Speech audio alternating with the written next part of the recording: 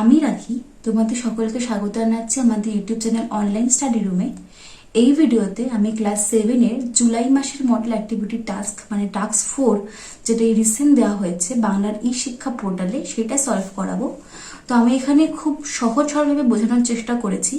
আশা করি তোমরা প্রত্যেকটা কোশ্চেন খুব ভালো করে বুঝতে পারবে। তো ভিডিওটি প্রথম থেকে শেষ পর্যন্ত অবশ্যই দেখো। ভালো লাগলে লাইক, কমেন্ট এবং শেয়ার করো এবং সঙ্গে চ্যানেলটিকে সাবস্ক্রাইবও করো। এবং যেটা আমি আজকে পড়াবো সেটার পিডিএফ তোমরা এই ভিডিও ডেসক্রিপশন থেকে পেয়ে যাবে। তাহলে শুরু করছি মডেল অ্যাক্টিভিটি টাস্কের ফার্স্ট কোশ্চেন থেকে। চলো শুরু করি।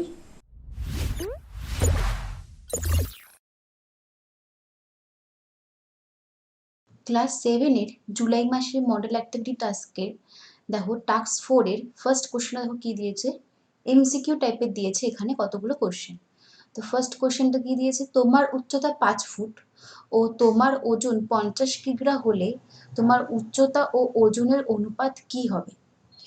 আচ্ছা, তো অনুপাতের চ্যাপ্টারে আমি যে পড়িয়েছিলাম সেখানে আমি বারবার বলেছিলাম যে অনুপাত সবসময় বের করা যায় সমজাতীয় রাশির মধ্যে। মানে টাকা ইজ টু টাকা। সাপোজ আমার একটা খাতার দাম 3 টাকা আর একটা বইয়ের দাম হচ্ছে 6 টাকা, তাহলে এদের মধ্যে অনুপাত কত? তখন হবে, যেহেতু দুটোই দেখো রাশি কি টাকা, তখন এদের মধ্যে অনুপাত হবে 3:6 করা সম্ভব, মানে হচ্ছে 1:2 কাটাকুটি করলে। অথবা কেজি ইজ টু কেজি, এরকম মানে সমজাতীয় রাশি হতে হবে। মানে দুটো রাশি যাদের মধ্যে আমি অনুপাত বার করছি, সে দুটো রাশি হোক বা মানে সে দুটো সংখ্যা হোক বা তিনটে সংখ্যা হোক, তাদের যেন রাশিগুলো বা এককগুলো যেন সেম থাকে। সমজাতীয় এককের মধ্যে অনুপাত বের করতে হয়। কখনো একক উল্টো পাল্টা হয়ে গেলে আমরা তাদের মধ্যে অনুপাত বের করতে পারি না। মানে আমরা সাপোজ এক 1 কিলো চালের দাম হচ্ছে 5 টাকা, আর হচ্ছে মানে সাপোজ ধরো আমাকে বললো যে 1 কিলো চালের দাম আর হচ্ছে 2 কেজি চালের অনুপাত কত। তাহলে 1 কিলো চালের দাম, এখানে ফার্স্টে তার দাম পড়ছে, তাহলে সেটা কত হবে 5 টাকা। তার সঙ্গে অনুপাত কার বার করতে বলছে, 2 কেজি চাল মানে 2 কেজি, তাহলে এইটা হচ্ছে টাকা আর এটা হচ্ছে কেজি। কখনো এদের মধ্যে অনুপাত বার করা সম্ভব? সম্ভব নয়। যদি বলতো 1 কিলো চাল আর 2 কিলো চালের দাম, মানে 1 কিলো চালের দাম 5 টাকা আর 2 কিলো চালের দাম হবে কত, তাহলে 5 × 10 টাকা, তখন এদের মধ্যে অনুপাত বের করা যেত, কারণ দুটোই হচ্ছে টাকা। কিন্তু 1 কিলো চালের দাম আর 2 কেজি চাল, এদের মধ্যে অনুপাত বের করা সম্ভব নয়, কারণ একটা একক টাকা, একটা একক হচ্ছে কেজি। এই অঙ্কটাও ঠিক তাই। এখানে আমাকে অনুপাত বার করতে বলছে একটা উচ্চতা আর একটা ওজন। উচ্চতার একক কি 5 ফুট, ওজনের একক কি 50 কিগ্রা। তাহলে মানে হচ্ছে, তাহলে উচ্চতা হচ্ছে 5 ফুট আর ওজন হচ্ছে 50 কিগ্রা, তাহলে দুটোর একক কি সেম? সেম না। এটার একক হচ্ছে ফুট আর এটার একক হচ্ছে কেজি বা কিগ্রা। তাহলে দুটো হচ্ছে অন্য অন্য একক, তাহলে এদের মধ্যে অনুপাত বের করা সম্ভব নয়। তাহলে অ্যান্সার কি হবে? অ্যান্সার হবে যে অনুপাত বের করা সম্ভব নয়। অনুপাত নির্ণয় করা সম্ভব নয়। কেন? কারণ হচ্ছে দুটি ভিন্ন এককের, দুটি রাশি হচ্ছে ভিন্ন এককের। লিখে দেবে, কারণ দুটি রাশি ভিন্ন এককের, তাই এদের মধ্যে অনুপাত বের করা সম্ভব নয়। ঠিক আছে, এরপরে কোশ্চেনটা দেখো, x=3 আর y=5 হলে নিচের সংখ্যামালার কোন সংখ্যামালার মান -8 হবে। তাহলে চেক করি। ফার্স্টে যদি x + y নিই, তাহলে কত হবে 3 + 5 8, তাহলে -8 তো হচ্ছে না। পরেরটা যদি x - y নিই, তাহলে হচ্ছে 3 - 5, x মানে 3 আর y মানে 5 বসে দিলাম, তাহলে এটার অ্যান্সার কত হবে -2, সেটাও -8 হচ্ছে না। পরেরটা যদি -x + y নিই, সেটা কত হবে -3 + 5, তাহলে এটা হচ্ছে +2, এটা +2 কেন আর এটা -2 কেন? কারণ দেখো দুটোতেই হচ্ছে 3 এর সাইন পজিটিভ, এখানে 5 এর সাইন নেগেটিভ, এখানেও 3 এর সাইন নেগেটিভ আর 5 এর সাইন পজিটিভ। মানে দুটো যে সংখ্যাগুলোর মধ্যে আমরা এই যে যোগ বিয়োগ করছি তাদের হচ্ছে চিহ্নগুলো আলাদা। যখন দুটো সংখ্যার চিহ্ন আলাদা হয় তখন আমরা তাদের মধ্যে বিয়োগ করি। তাহলে এখানে আমরা 5 থেকে 3 কে বিয়োগ করব 2, এবং বড় যে সংখ্যাটা থাকে তার যে চিহ্নটা হয় সেটাই আমরা সামনে বসাই। তাহলে এখান থেকে 5 থেকে 3 এর বিয়োগ হচ্ছে 2, বিয়োগফল হচ্ছে 2, এবং এখানে বড় সংখ্যাটা 5, এর সামনের চিহ্ন কি নেগেটিভ, তাই এখানে সামনে নেগেটিভ মানে -2 বসলো। আর এখানে দেখো এখানে হচ্ছে 5 মাইনাস চিহ্ন করো 2, আর এখানে 5 এর সামনের সাইন কি পজিটিভ, তাই এখানে পজিটিভ +2 বসেছে। আচ্ছা পরেরটা দেখি -6 -y। আর যখন দুটো সাইনই আর যখন দুটো সংখ্যার মানে সামনের সাইন বা চিহ্নটা সেম থাকে, মানে দুটোই পজিটিভ বা দুটোই নেগেটিভ, তখন কি হয়, তখন ওদের মধ্যে যোগ হয়। তাহলে এখানে 5 যোগ 3 করলে কত হয় 8, আর এই 8 এর সামনে সাইন কোনটা বসে, দুটো সংখ্যারই যে সাইন, কারণ দুটোরই তো সেম সাইন, এখানে হচ্ছে নেগেটিভ সাইন, ওটাই সামনে বসে যাবে।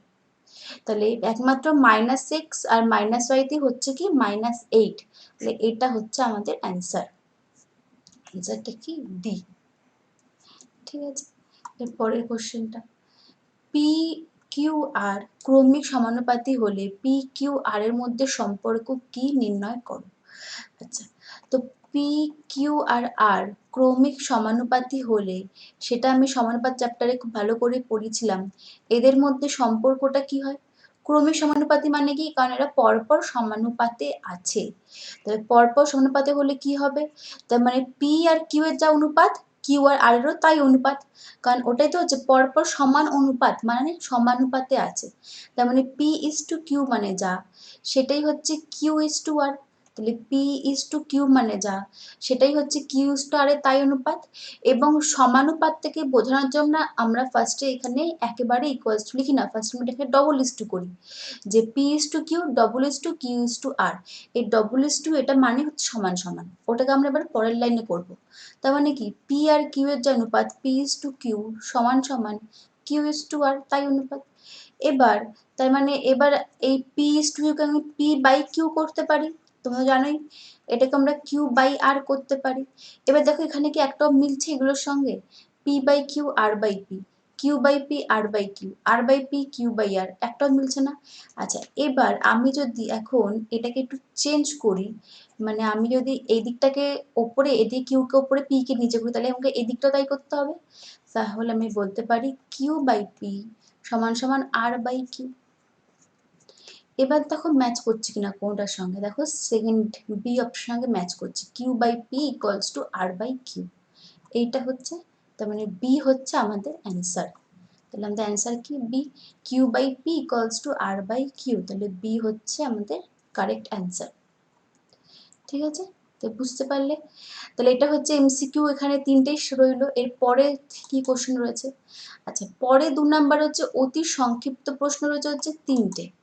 বেশ, কি দিয়েছে, 3:4 ইকুয়ালস টু 15:15 প্লাস কে হলে এক্স এর মান কত। আচ্ছা প্রথমে তো এটা এক্স হবে না, এইটা হবে হচ্ছে কে, আমি বলছি এইটা তো এক্স হবে না, এখানে এক্স জায়গায় হবে হচ্ছে কে, তাহলে কে এর মান কত সেটা আমাকে বের করতে হবে। ঠিক আছে, এবার কি করে বার করবো, তাহলে কি দেওয়া আছে 3:4 ইকুয়ালস টু 15:15 প্লাস কে, আমাকে কে এর ভ্যালু বের করতে হবে। তাহলে একটাই করছিলাম না যে ইস্টুটাকে আমি কি ডিভাইডেড বাই মানে যে ভাগ হিসেবে লিখতে পারি, মানে 3/4 ইকুয়ালস টু 15/15 প্লাস কে। এবার কি করবে, কোনাকুনি গুণ করো, মানে এটার সঙ্গে এটা গুণ, এটার সঙ্গে এটা গুণ, তাহলে কোনাকুনি গুণ করলে হয় 3 গুণ 15 প্লাস কে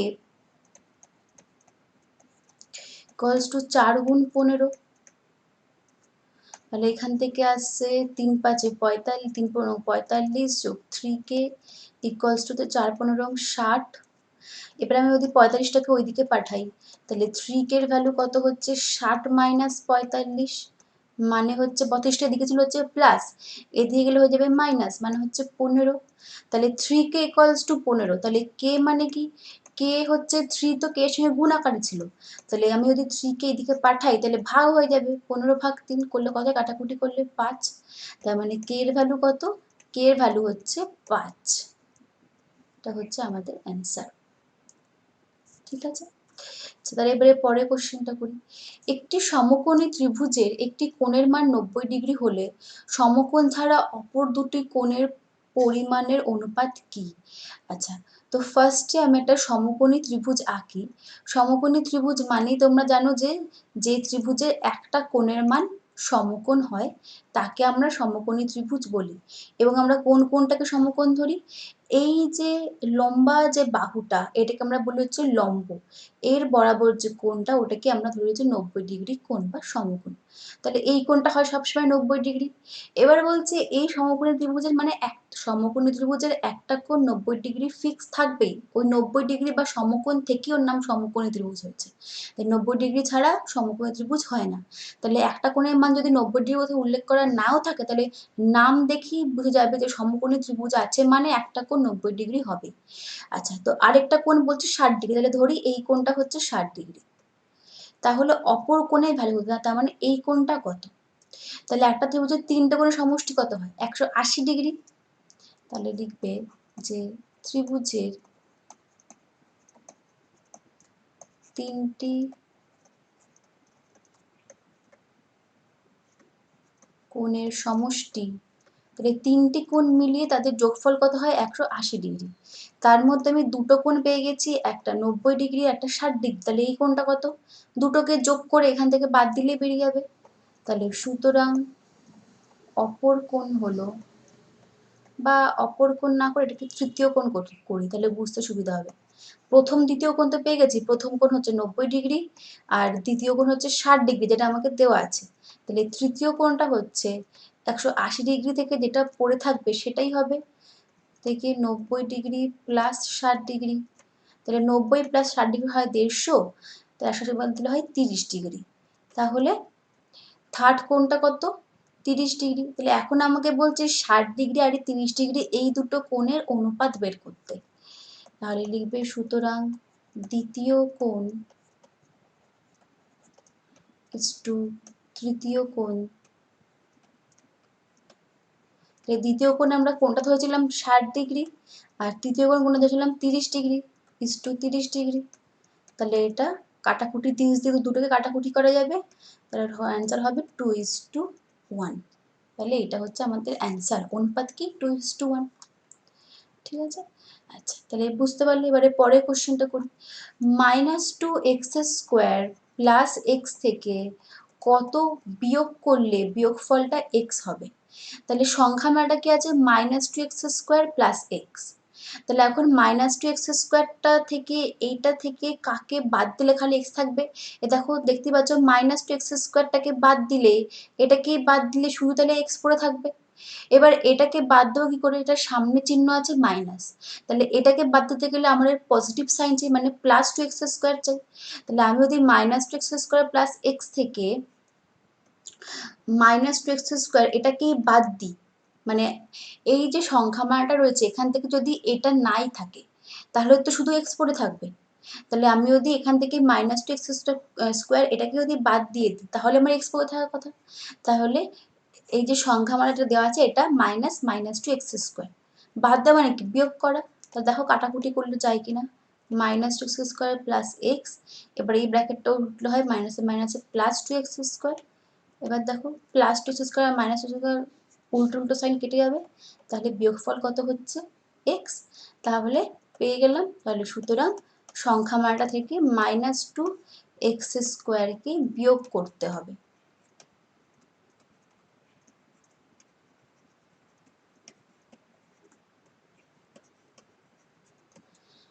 ঠিক আছে, বুঝতে পারলে তাহলে? তবে কি আমি বিয়োগফলটা x পাবো। আচ্ছা, তাহলে এটা গেল অতি সংক্ষিপ্ত প্রশ্ন। এরপরে কি কোয়েশ্চেন রয়েছে?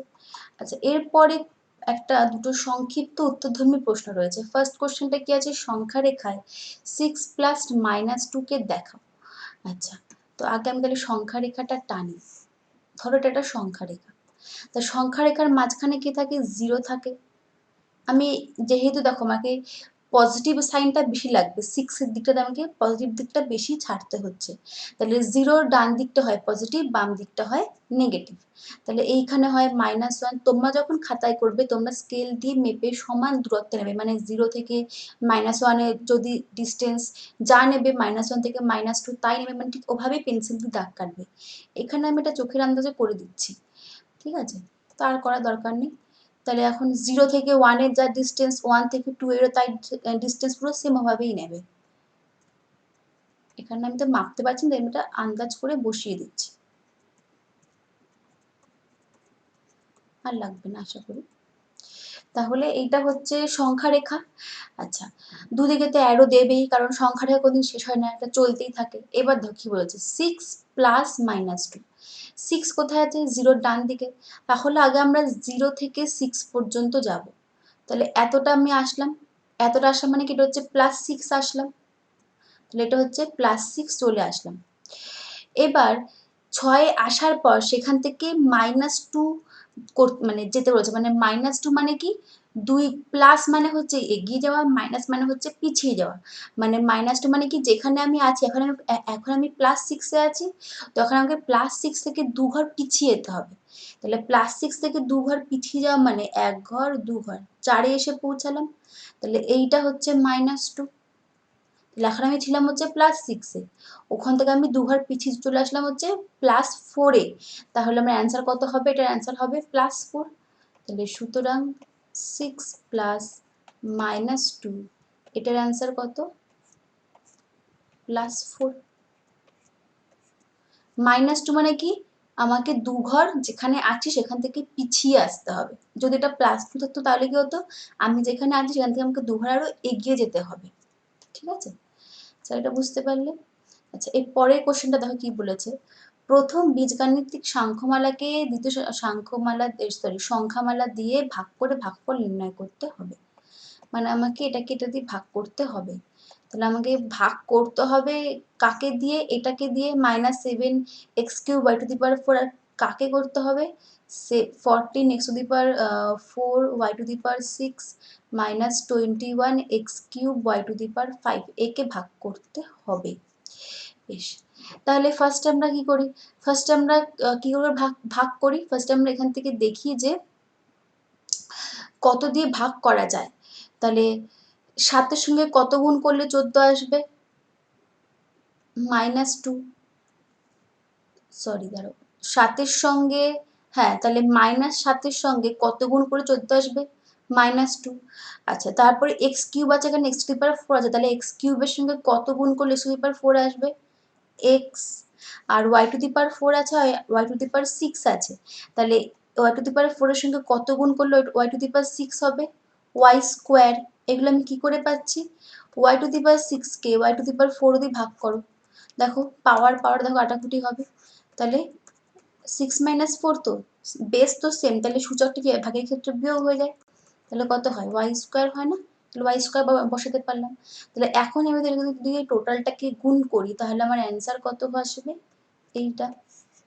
তাহলে এখন এটা বিয়োগ করছি, এটা কেটে যাবে। তাহলে এখন এখান থেকে কি পড়ে থাকবে? -21x³ y⁵, এটা পড়ে থাকবে। আচ্ছা, এবার এক কাজ করি, এবার দেখো এর সঙ্গে কত গুণ করলে এইগুলো আমি পাবো। তাহলে আমি তারপরে যদি +3 নিই, ঠিক আছে, যদি আমি +3 নিই তাহলে -21 আসছে। x³ আছে, এখানে x³ আছে, তাহলে কাটাকুটি হলে x³ এর সঙ্গে x³ কাটাকুটি হয়ে যাবে। আচ্ছা, y⁴ আছে, y⁵, তাহলে কি y গুণ করতে হবে। তাহলে এটা অ্যান্সার কত হবে? -21 x³ y⁵, কাটাকুটি হয়ে যাচ্ছে। তাহলে আমার ভাগফলটা কত আসছে? এইটা, -2x² -2xy² +3y।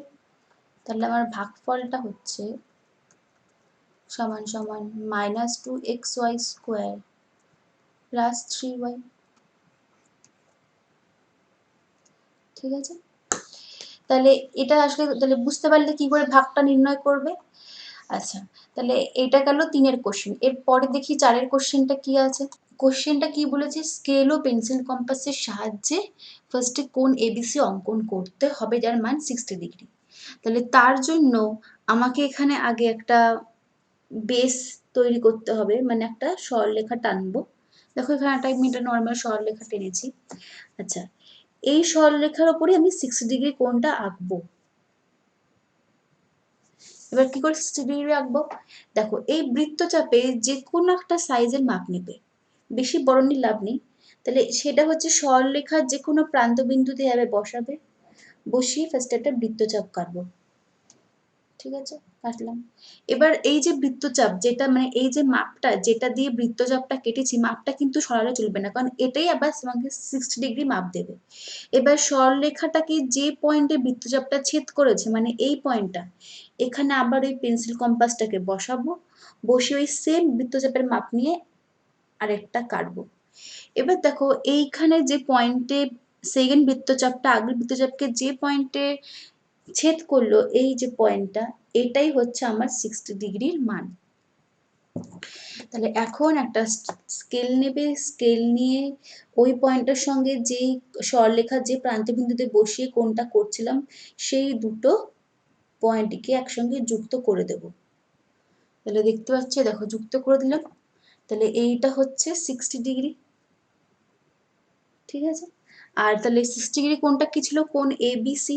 তাহলে এটাকে যদি এ বি সি নাম দিই, তাহলে এটা হচ্ছে এবিসি। এবিসি হচ্ছে 60 ডিগ্রি। এবার বলছি সিবি বাহুকে ডি পর্যন্ত বাড়াতে। তো এখন যদি সিবি বাহুকে ডি কত বাড়াতে সেটা বলতে, মানে সেইটা বলনি, জাস্ট বলছি একটুখানি বাড়িয়ে ডি বিন্দু পর্যন্ত আনতে। তাহলে ধরো এইখানে আছে ডি বিন্দু, এইটা ছিল হচ্ছে সি বিন্দু, এইটা হচ্ছে ডি বিন্দু। আচ্ছা, এখানে আমি সিটা লিখে দিচ্ছি, ঠিক আছে, আর এটা হচ্ছে ডি বিন্দু। তাহলে এখন কি হয়ে গেল? বিডি বাহু হয়ে গেল। তাহলে এখন দেখো বিডি বাহু হয়ে গেল। এখন বলছে এই অ্যাঙ্গেল এ বিডি, এখন আর সি নেই, এবার এই অ্যাঙ্গেল এ বিডি একে সমদ্বিখণ্ডিত করতে বিই দ্বারা। তাহলে এখানে দেখতে পাচ্ছ যে অ্যাঙ্গেল এ বি সি মানও 60 ডিগ্রি, অ্যাঙ্গেল এ বিডি মানও 60 ডিগ্রি, মানে দুটো ক্ষেত্রে কিন্তু মান সমান। এখন এই 60 ডিগ্রিকে সমদ্বিখণ্ডিত করতে হবে। তো কি করে করবে? ফার্স্টে এই যে পেন্সিল কম্পাসে যে কাঁটাটা এই যে পয়েন্টে ছেদ করেছে সরলরেখাটাকে, এই বৃত্তচাপটা, সেখান থেকে এই বৃত্তচাপের অর্ধেকের বেশি মাপ নেবে, অর্ধেকের বেশি দৈর্ঘ্য নিয়ে আমি এখানে একটা ফার্স্টে কাটবো। ঠিক আছে, তারপর ঠিক এই বৃত্তচাপের কাঁটাটা এই বাহুকে যে বিন্দুতে ছেদ করেছে সেইখানে বসিয়ে ওই সেম মাপ নিয়ে আরেকটা বৃত্তচাপ কাটবো। ঠিক আছে, এবার এই দুটো বৃত্তচাপ একে অপরকে যে এই পয়েন্টে ছেদ করছে, এবার এই বি বিন্দুর সঙ্গে এই পয়েন্টটাকে যুক্ত করে দেবো।